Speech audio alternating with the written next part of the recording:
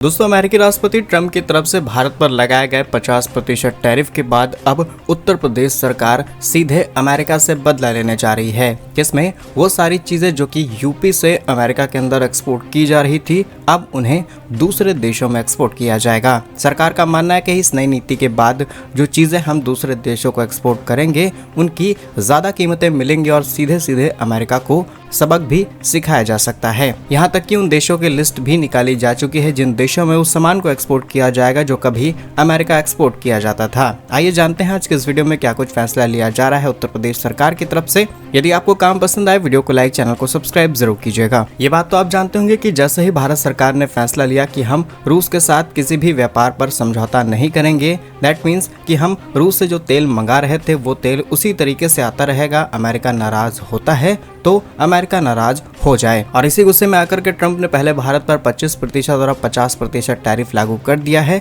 और इसी चीज को काउंटर करने के लिए अब दुनिया भर में चल रही ट्रेड वॉर के बीच अब उत्तर प्रदेश अपना सामान अमेरिका के अलावा दूसरे देशों में एक्सपोर्ट करने की रणनीति तैयार करना शुरू कर चुका है। इससे खास तौर पर जो सामान यूपी से अमेरिका जाता था, अब उसे स्पेन, इटली, ब्राजील, मलेशिया जैसे देशों के अंदर बढ़ाया जाएगा। और इसमें यही नहीं कि सिर्फ जो कन्वेंशनल चीजें हम यूपी से अलग अलग देशों में एक्सपोर्ट करते थे, स्पेशली अमेरिका में एक्सपोर्ट करते थे, उन्हें हाईलाइट किया गया है, बल्कि 5 सालों का एक प्रॉपर प्लान तैयार किया जा रहा है जिससे 50% तक चीजों को पूरी तरीके से डाइवर्ट किया जा सके। उत्तर प्रदेश सरकार जल्द ही अपनी नई नीति, जिसे हम इंसेंटिव नीति 2030 के बारे में जानते हैं, इसको लेकर के कई कड़े फैसले लेने की तैयारी में है और जल्द ही इन पर ड्राफ्ट भी सामने आ सकता है कि एग्जैक्टली क्या फैसला लिया गया है, जिससे 40% चीजें इंस्टेंट चेंज हो जाएंगे और 50% चेंज होने में कुछ समय लगेगा। लेकिन अब हम अपनी चीजों के एक्सपोर्ट के मार्केट को डाइवर्स कर रहे हैं ताकि किसी भी एक देश पर निर्भरता हमें और ज्यादा दिक्कत देने का काम करती है, और अमेरिका के केस में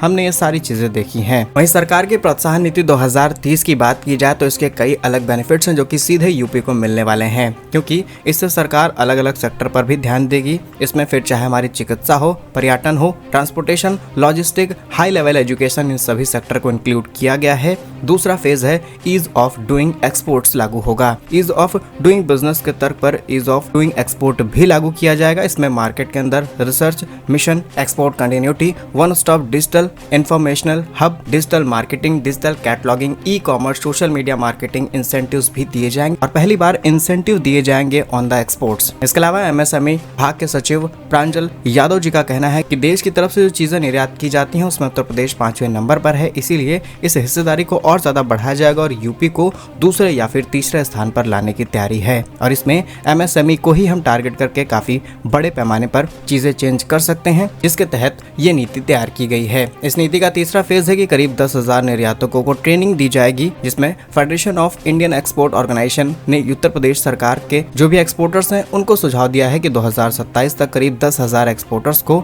अंतर्राष्ट्रीय नियम और जितने भी प्रोटोकॉल्स प्रोसेस होता है उन सब की ट्रेनिंग दी जाए। इसके अलावा पहला फेज मुरादाबाद, वाराणसी, कानपुर, गौतम बुद्ध नगर, सहारनपुर, इन सभी जगहों पर शुरू किया जाएगा। अगर हम यूपी की बात करें तो साल 2024 से लेकर के 25 तक यूपी ने किन किन देशों को कितना एक्सपोर्ट किया है, तो अमेरिका को करीब 35,000 करोड़, यूके को 12,000, जर्मनी को 10,000, नेपाल को 9,000, ऑस्ट्रिया को 8,000, France 6,000, Netherland 6,000, Spain 6,000, Italy 5,000, Vietnam 5,000, सऊदी अरब 4,000, मिस्र 3,000 और मलेशिया को करीब 3,500 करोड़ का एक्सपोर्ट किया गया है। बाकी आपके हिसाब से उत्तर प्रदेश सरकार का ये फैसला सही है या फिर नहीं, जिसमें हम अब चीजों को दूसरे देशों में एक्सपोर्ट करना शुरू करेंगे ताकि आने वाले समय में कोई भी देश अपनी इस तरीके की मनमानी ना चला पाए, और अगर वो देश नखरे दिखाने की कोशिश करे तो हम अपना सामान दूसरे देशों में बेच करके पैसा कमाना शुरू कर दें। अब उस देश की जरूरत होगी तो वो भारत से सामान खरीदेगा, भारत की शर्तों को मानेगा, नहीं तो वो अपनी सप्लाई चेन किसी और देश से मंगाना शुरू कर दे। बाकी भारत के इस एटीट्यूड पर आप क्या सोचते हैं, कमेंट्स में अपने जरूर लिखिए। ऐसे ही वीडियोस पाने के लिए लाइक, सब्सक्राइब जरूर करें। धन्यवाद। जय हिंद।